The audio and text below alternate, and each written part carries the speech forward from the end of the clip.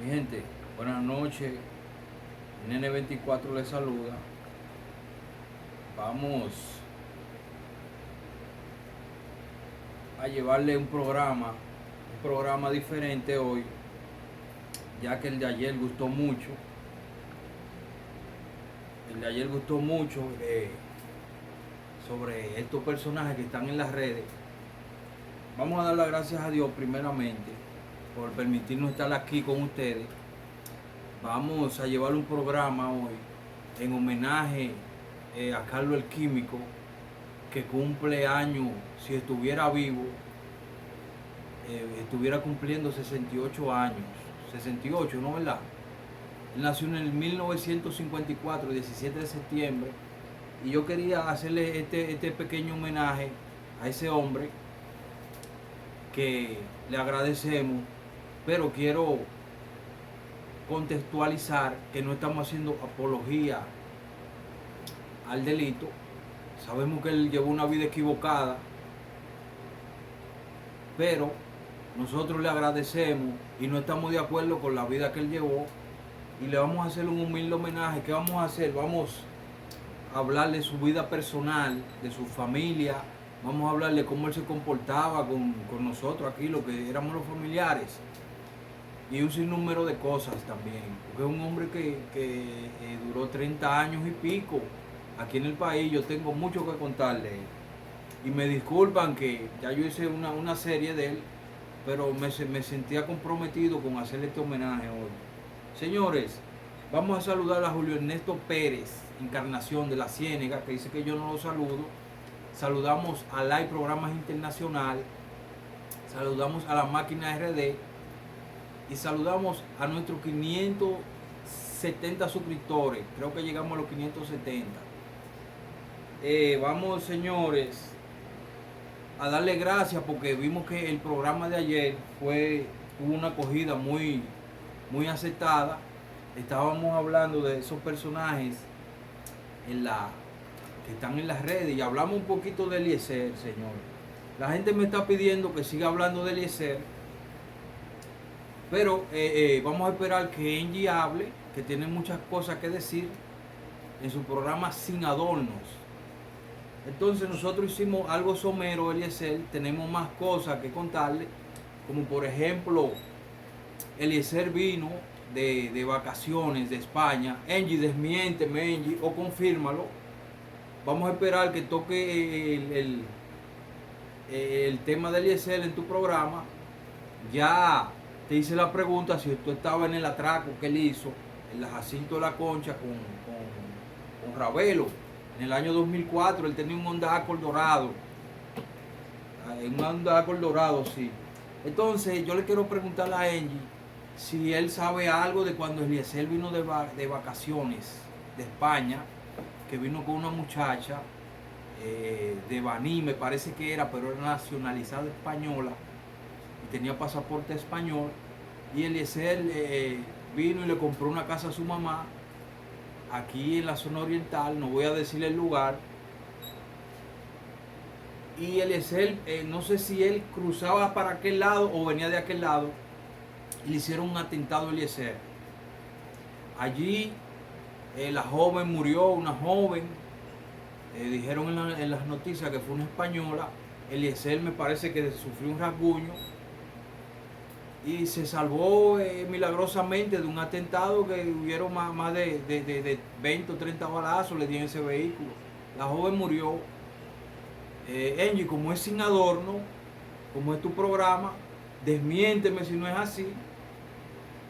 Y también para uno de los cumpleaños de su mamá de niña, él le regaló una CRB color vino, una Honda CRB color vino y unos mariachi y eso. Me parece que ya él estaba en Nueva York cuando eso. Entonces, Angie, quiero saber, cuando, no ahora, sino cuando toque el tiempo, para que tú me respondas a eso o me desmientas si estoy equivocado. De Eliezer hay muchas cositas, pero vamos a esperar ya que Angie se exprese, señores. Y vamos a darle seguimiento a ese programa Sin Adorno, que está dando mucho que hablar. Ahora veo que salió otro personaje, llamado Chiquito Collar, haciendo un desafío a cancha completa a esa dupla, a Angie y a Isaías el Pastor. Pero vamos a ver qué trae. Señores, vamos a lo que nos concierne, señores. Señores, mire, este hombre está de cumpleaños hoy. Esperamos que Dios lo tenga en gloria y le haya perdonado sus pecados, Carlos el Químico. Vamos a hablarle de cómo sus inicios y su vida familiar. Él inicia a finales de los 70. Como dije, era un joven inquieto que le gustaba mucho la química. Pero su papá quiso que él fuera contable y en ese tiempo, o sea, las costumbres de esos colombianos era lo que dijera el padre o el encargado de la casa, el jefe de la casa. Eso era lo que se estudiaba. Pero él era muy aficionado a la química, leía los libros de química en su tiempo libre, unos libros que eran así, vademecum, voluminosos, y él le fascinaba eso. Entonces allí él asistió a un lugar que le llaman, en Colombia, él nació en Medellín en el 1954, el 17 de septiembre. Él asiste a un lugar llamado, donde era Carlos Ledel. Carlos Ledel había puesto un negocio en esos días, la Posada Alemana. Wow, no recuerdo el lugar ahora, Dios mío. El sitio donde era nativo Carlos Ledel, de Armenia, perdón, exactamente, de Armenia. Visita ese lugar de una fiesta de universitarios y eso. Y ya era un hombre que se había destacado en lo que es la química. Entonces Carlos Ledel pone lo que es la Posada Alemana, un hotel lujoso, una estatua de John Lennon afuera en bronce. Y Carlos Ledel le da empleo como contable allí. Allí se hacen buenos amigos, ya por referencia de otros, le habían dicho, pero mira, ese señor que te lleva la contabilidad, o ese muchacho, porque era joven en ese tiempo, es un buen químico, hace esto, hace lo otro. Entonces Carlos Ledel lo conquista y se lo lleva a laborar a lo que es las selvas colombianas. Allí el hombre demuestra su pericia en lo que es los narcóticos y eso. Y se da tremendo químico. Y en ese entonces los químicos tenían mucha importancia en Colombia. Entonces, ¿qué sucede? Carlos Ledel forma lo que es su coalición en el Caribe. Lo envía a Haití, lo saca de Colombia, lo envía a Haití. Carlos Ledel se queda en Cayo Normandy. Esa ruta de Haití era de Carlos Ledel y de Cayo Normandy. Es decir, que todo el que pasaba por ahí, tenía que pagarle unos impuestos a Carlos Ledel y por Cayo Normandy, sea Pablo Escobar, sea Gonzalo Rodríguez Gacha, sea quien sea. Por cada aparato que hubiera, había que pagar unos tasas. Entonces en Haití, por ejemplo, Pablo Escobar quería usar esa ruta, mandar, vamos a poner 2000 aparatos, va a hacerle escala en Haití a guardarlo ahí para poder entrar a la Florida. A Carlos Ledel había que pagarle un impuesto que lo cobraba Carlos el Químico. Si lo hacían por Cayo Normandy, también había que pagarle. Eso funcionaba, señores, para explicarle, como los corredores de guagua aquí. Por ejemplo, Ubiere tiene la línea de la 27. Figuereo tiene la línea de la Churchi con Independencia. Entonces, para usted laborar ahí en esa ruta o pasar con pasajeros, usted tiene que pagarle a Ubiere. Si usted va a transportar por la 27 o va a trabajar transportando, tiene que pagarle un impuesto por esa ruta. ¿Me entiende? Antonio Marte, un ejemplo, la ruta de Los Minas a la avenida Mella, un ejemplo por ponerle. Si usted quiere trabajar ahí, tiene que pagarle un impuesto a Antonio Marte. Y así se manejaban ellos. Esos personajes tenían sus rutas que eran de ellos. Entonces su negocio de él, de Carlos Ledel, era Haití y Cayo Normandy. Entonces, ¿qué sucede, señores? Este hombre, antes de pasar el problema de Haití, que habían derrocado el gobierno lo derrocaron, no, Jean-Claude Duvalier decide abandonar el poder y se va y deja a Haití a su suerte. Entonces, ¿qué sucede? Antes de eso, este señor tenía cierta inquietud, Carlos el Químico. ¿Por qué tenía cierta inquietud? Porque había un personaje que había aterrizado en Haití con una avioneta, propiedad de Gonzalo Rodríguez Gacha y de Pablo Escobar, y habían usado esa ruta de Haití. Ese caballero se llamaba Barry Seal. Barry Seal, que es un personaje que trabajaba para la CIA, era informante de la DEA y es quien entrega las fotos de Gonzalo Rodríguez Gacha y Pablo Escobar. ¿Qué pasa?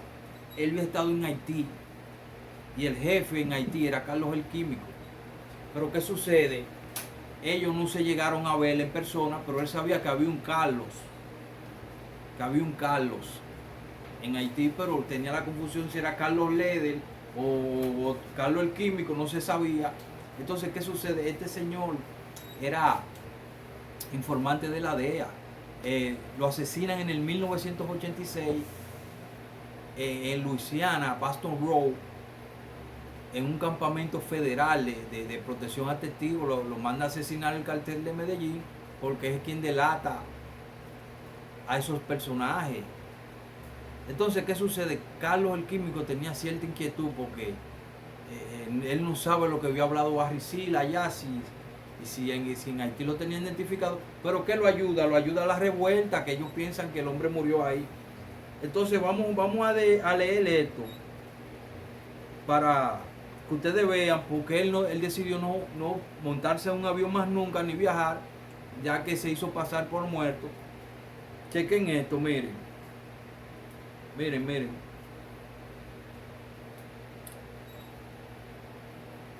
Está en pausa. Póngalo en pausa.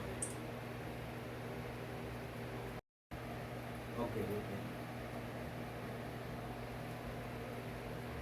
Ustedes vieron, señores, el título dice: detienen en Nueva York jefe químico del grupo.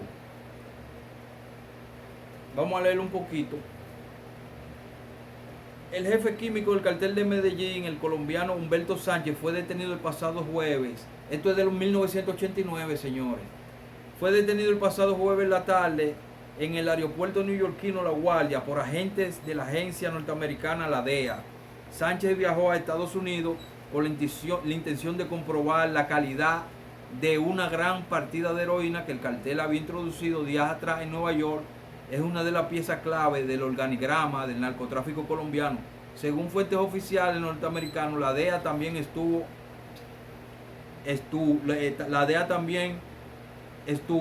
Los 6 contactos de Sánchez en Nueva York, todos ellos de su misma nacionalidad, fueron detenidos. Sánchez, de 28 años, es responsable de controles de calidad. Eso es un químico, señores. De controles de calidad de centenares de toneladas de cocaína y heroína que se introducen a los Estados Unidos anualmente. Su presencia en este país confirmó los datos de la DEA sobre el descenso del consumo de la cocaína en Nueva York, vertiginosa, los beneficios de los traficantes. Su interés era reavivar el mercado. Oigan esto, señores. Oigan esto. Entonces también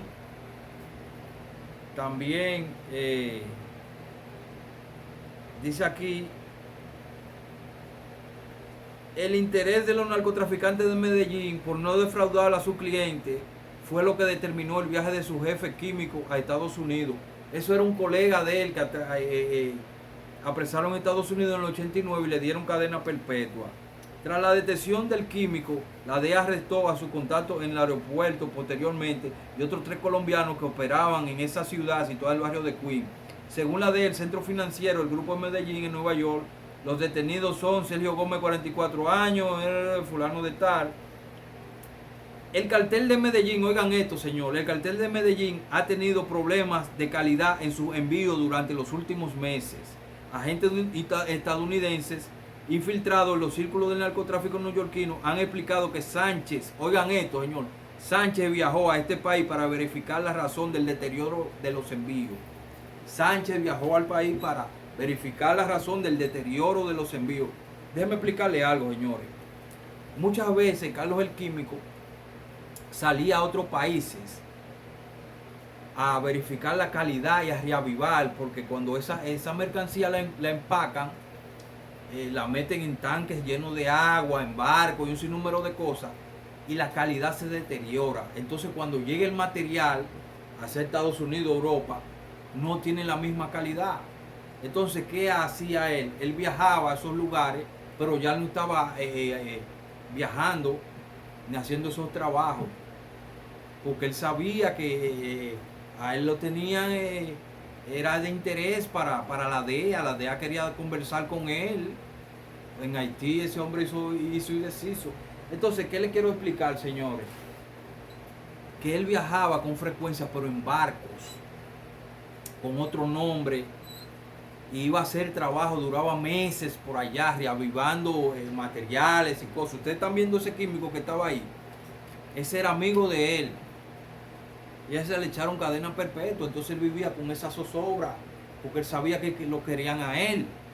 Y él no sabe, nunca supo, murió, nunca supo lo que habló Barry Seal ni nada de eso.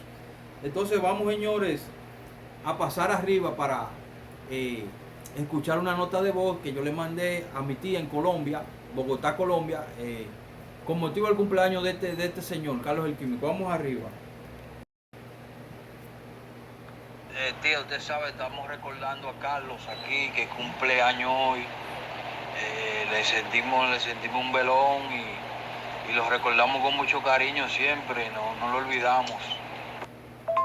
Ay, sí, mi viejo estaba de cumpleaños, hoy había cumplido 68 años porque él me llevaba a mí, no 69, él me llevaba 2 años a mí. Yo tengo 65, él me llevaba 2 años. Ustedes escucharon, señores, eso es una llamada que yo le giré a la esposa a la señora esposa de Carlos el Químico, recordando ese personaje, un hombre que le agradecemos. No estábamos de acuerdo con la conducta que él ejercía, la labor que él ejercía, pero al final era un buen hombre. Al final era una persona que le agradecemos, y era una persona que no se le podía decir nada. Era un hombre con su formación, ¿me entiendes? Y llegó aquí en el año 86, llegó aquí, y en Colombia lo recuerdan. Muchas amistades que él tenía, de la FARC, de la guerrilla, tenía amistades del narcotráfico. Imagínense un hombre como él. Y vamos a ver la importancia que le daban en Colombia a esos personajes, porque aquí puede pasar por desapercibido. Ah, no, un químico, eso no es nada. Pero vamos a ver lo que pasaba en Colombia, señores. Vamos a mostrar un video donde uno de los guardaespaldas de Pablo Escobar, alias Popeye, explica cuál era la importancia de un químico dentro de la organización.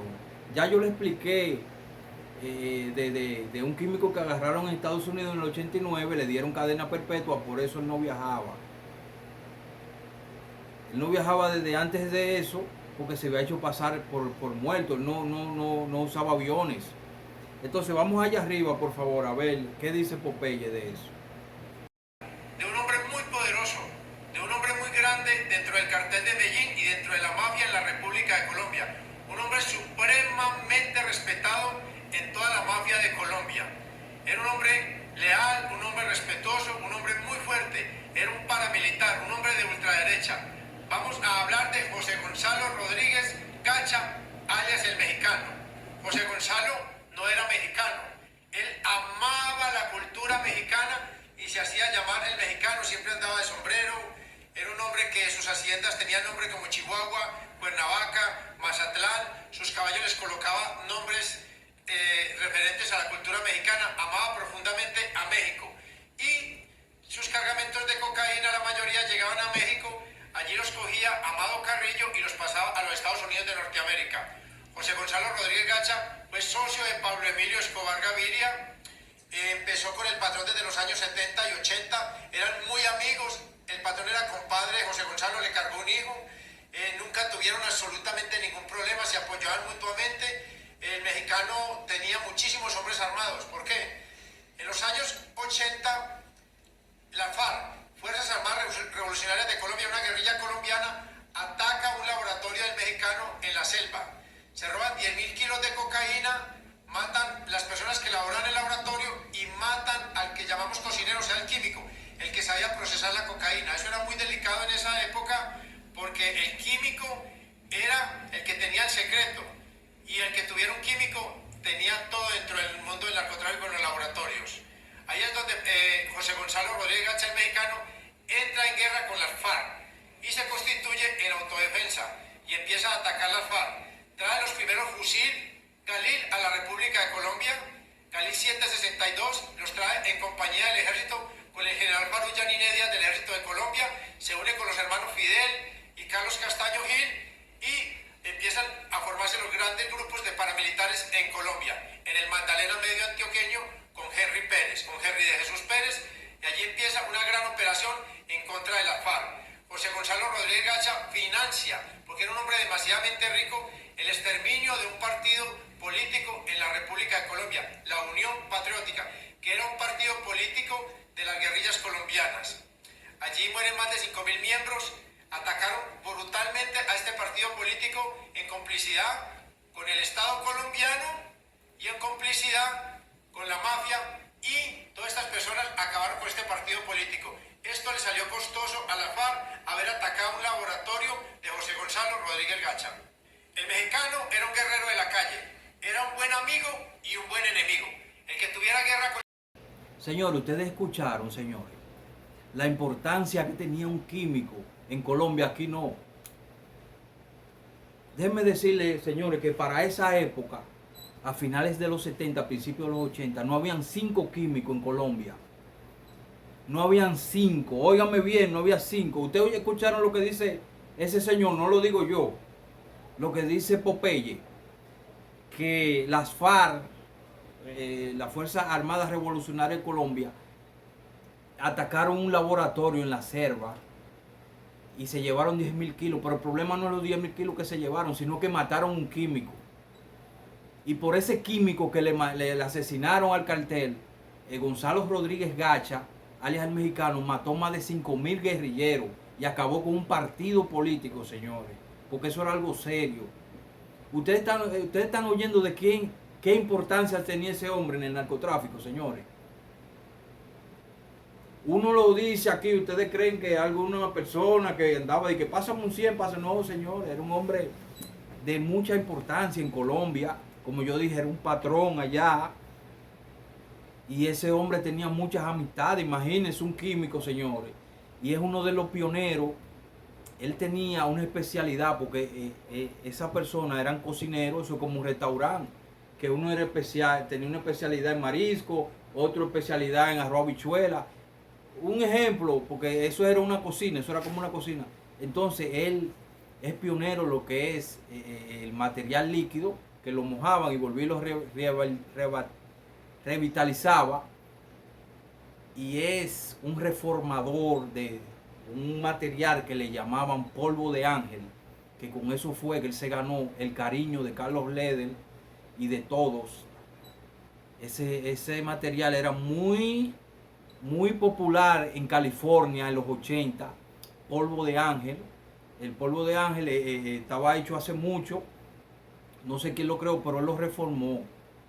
Él lo llevó a cocaína y le daba un color azul celeste. Eso se lo inventó él, que él le echaba ciertos ingredientes. Él le echaba cloro de piscina, unos cuadritos que vienen que son color azul añil. Y cuando eso explotaba, señores, eso le daba un calentón a la gente por el cuello, por ahí. La gente comenzó con fervor a pedir, óyeme, pero queremos más de ese material, queremos más. Y allí es cuando salta la fama. Entonces uno de estos días como hoy, pero en el año 81, me narró él que para un cumpleaños de él le mandaron lo que es una boleta, porque él era primo de Gonzalo Rodríguez Gacha, el mexicano, trabajaba con Carlos Ledel en Haití. Carlos Ledel cayó en Normandy y conocí a Pablo Escobar también. Y para un cumpleaños de él, yo lo que no recuerdo si fue en el 80 o en el 81, le mandaron lo que ellos dicen una boleta. O sea, felicitándolo.